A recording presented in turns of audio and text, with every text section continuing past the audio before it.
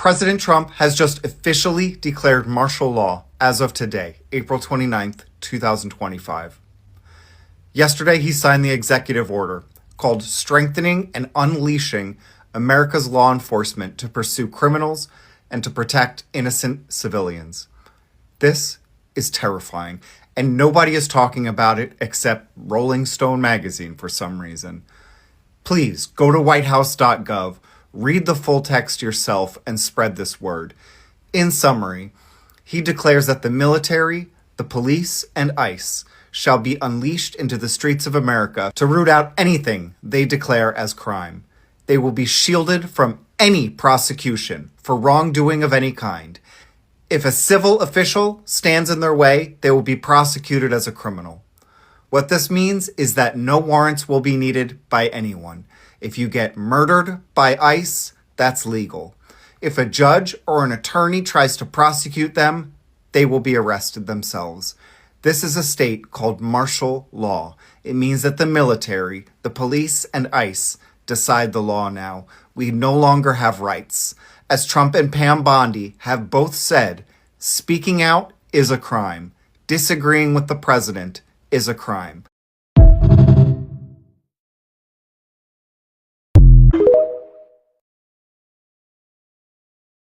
So yesterday, Donald Trump signed an executive order ordering that federal agencies to increase the flow of military and security equipment to local law enforcement, okay? So now local law enforcement will be receiving unused military equipment. It seems as though we are on our way, somewhat like a prelude to martial law. And a lot of people, a lot of citizens are speculating that that's exactly what it is, that this executive order is a gateway to martial law. So the order does not actually specify the type of equipment that local law enforcement will be receiving, but just going off of what we know from the past, you could definitely at least expect armored vehicle, tactical equipment, surveillance teams, basically whatever we see when one of our people are holding a protest with the SWAT team. Yeah. Basically, how Donald Trump kind of presented it is that our law enforcement today can't really do their job because they're so scared of how they will be reprimanded, God forbid that they make a mistake or whatever the case may be. And so this executive order is going to allow them to be able to just focus on doing their job, meaning if they even so far has to go as being even more aggressive to enforce whatever law that they need to enforce, they shouldn't hesitate, that they can be more aggressive and not have to worry about the backlash or the consequences because they'll be taken care of via this order. And I'm going to tell you how. So I'm reading from an article that comes from The Nation that's discussing this topic. So it says that the police are now protected by powerful, well-funded, and well-lawyered unions, okay? They are protected by the judicial doctrine of qualified immunity, which prevents them from being personally sued for monetary damages when they damage or destroy property or lives. They're protected by prosecutors and district attorneys who work alongside them and often reluctant to charge them with crimes. The entire system is designed to allow cops get away with crimes. That's exactly what it is. So you mean to tell me now a cop who had been held criminally liable, they've been held criminally liable, can now have their expenses paid for? They have their expenses paid for. So if you don't have to worry about losing your job, you don't have to worry about having to now pay for these lawyer fees if you do mess up, why would you care about not messing up? Cops will also get free lawyers and not the overworked, underpaid attorneys that you and I would get for legal aid. No. See, Trump had actually been bullying law firms into providing pro bono services for conservative reasons or causes. But he didn't exactly tell them what those causes were supposed to be. And now they know. As if cops didn't already have access to lawyers via their work union. But now they're going to get the best of the best. Oh, and just so you know, no, No pro bono lawyer will be made available for the people that the cops decide to murder, beat up, or otherwise harass. No, you still get legal aid if you can't afford one. And just so you know, the Attorney General and the Secretary of Defense have 90 days, 3 months, basically, to start expanding the provision of military and national security resources to assist state and local law enforcement. They got 3 months, 90 days to get them all of the material and equipment that they need. With that being said, although we are about 2 or 3 executive orders away from martial law, constitutionally at least, being allowed to be enacted, Black and brown people, please, please, please, please, please, please, do not go out into the streets unless you absolutely have to. Don't go out into the street trying to become some type of martyr, because they will make one of you. They will. Now, with this executive order in place where police officers technically can shoot you and don't even have to answer to it, okay? Best believe they are plotting. They're preparing for something, and they're trying to make sure that when they take us out, they don't have to answer any questions afterwards. So please, our white allies have said that they got it, that they will be out in the front lines, so you stay inside. We already know staying inside is not even 100% guarantee that we'll be fine. We get killed in our homes all the time, apparently. Not apparently. Like, I'm not saying it like it's a good thing or like, but it's dead ass facts. So please, whatever protest that you see happening or going on, protect your body, because I don't know what's the point of you going out there if you can't come back home.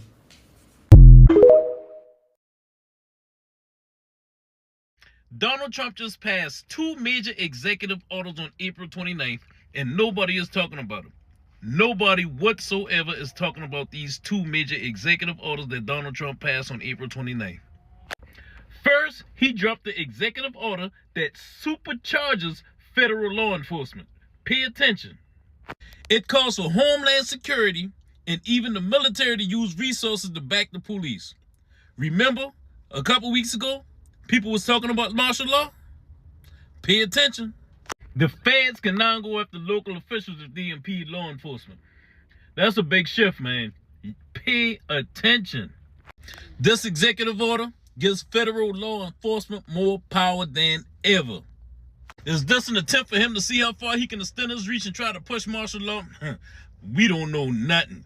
Nobody talking about it. Seems like nobody paying attention. We have to pay attention to what's going on around us. With all these executive orders, we don't know what tomorrow gonna bring. Pay attention.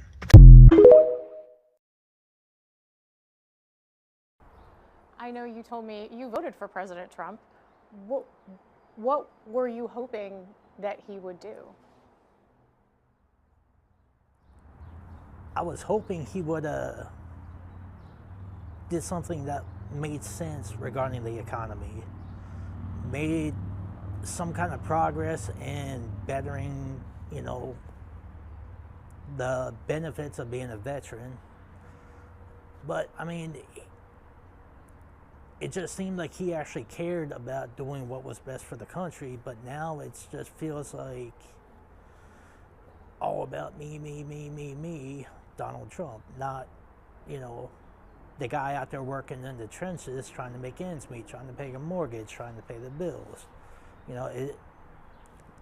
It goes against everything I expected when, I voted for him. So you're not satisfied with what you said? No.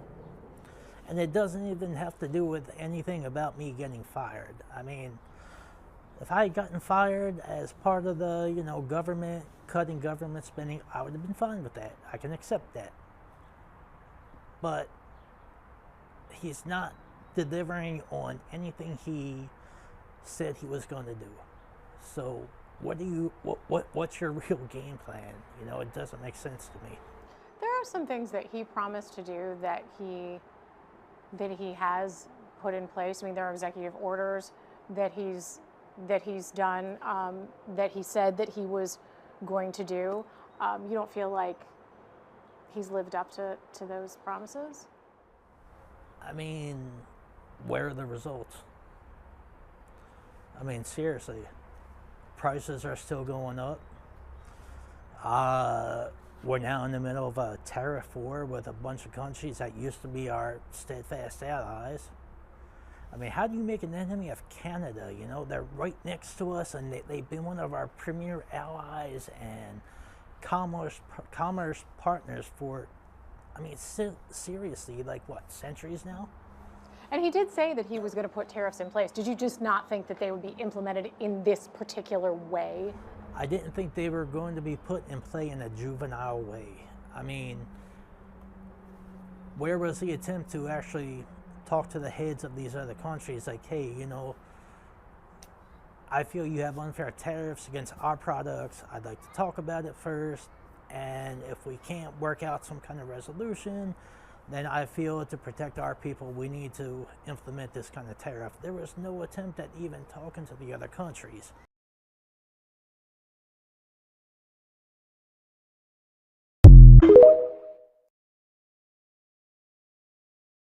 So in the 3 months that this man has been president, for the most part, the black community has been home, you know, enjoying their families, taking care of themselves and their mental health. You've seen us online talking about different ways that we'll spend our money, you know, boycotting certain businesses and institutions economically.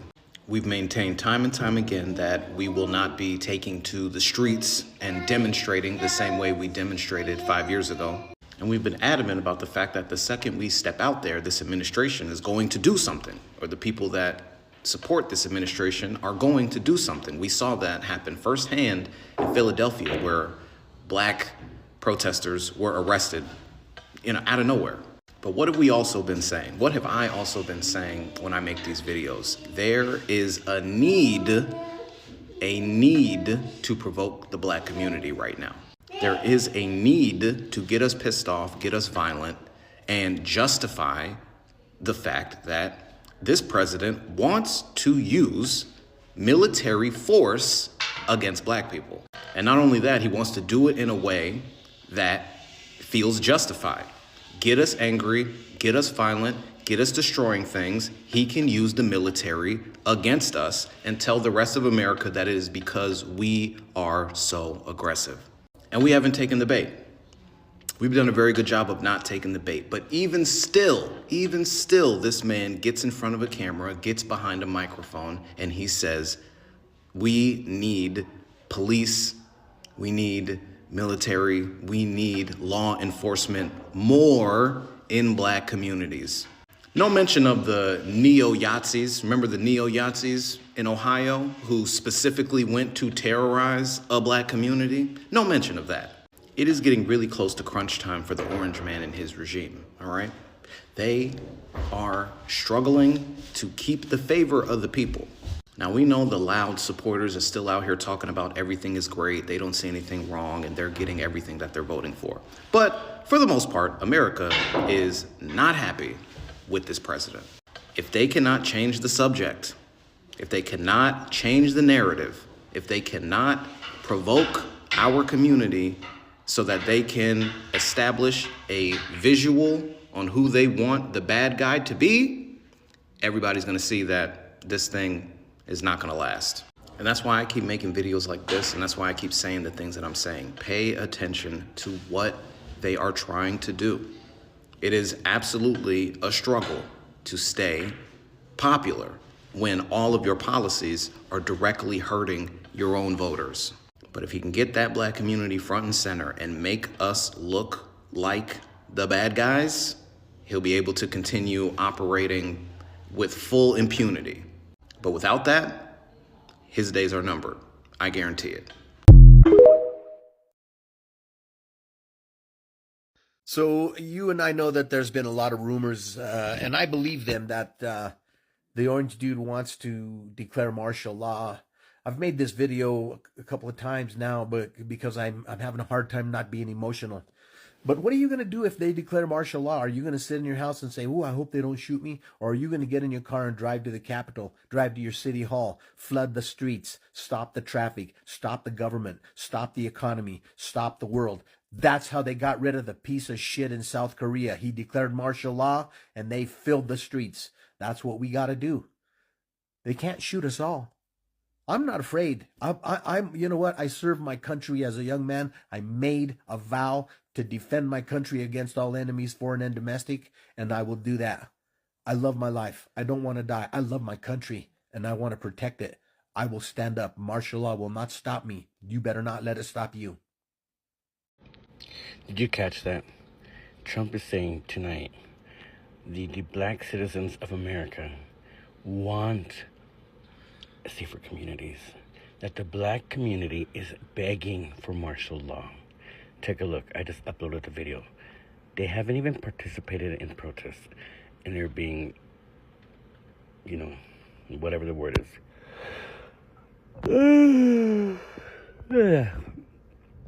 On the side note, don't fall for anyone that is just not at your level.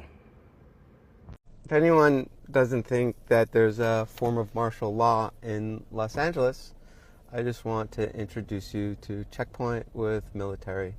There's like, hello, how's it going? You guys got a pass? Yeah, press pass. Media. Yeah. All right, you guys are good. Thanks for your service. Thank you. Yeah. Yeah, this is full military equipment in a civilian population. So that's what's happening in Los Angeles.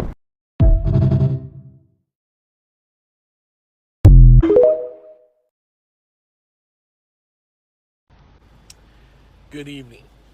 I'm just going to say this once and let it sit out there. You tell me what you have to say about it. But if you're a leader, if you're an industry leader, if you're a business owner, if you're somebody like Jeff Bezos, Mark Zuckerberg, if you are a big time player in the game and you're not pushing back against Trump right now as he's positioning his pawns to invoke martial law in our country, do not cry for bailout money.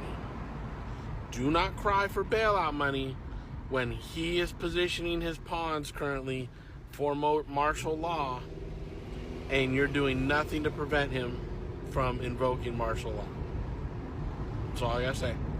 Don't come looking for your handout when your companies lose billions of dollars because the bank's closed.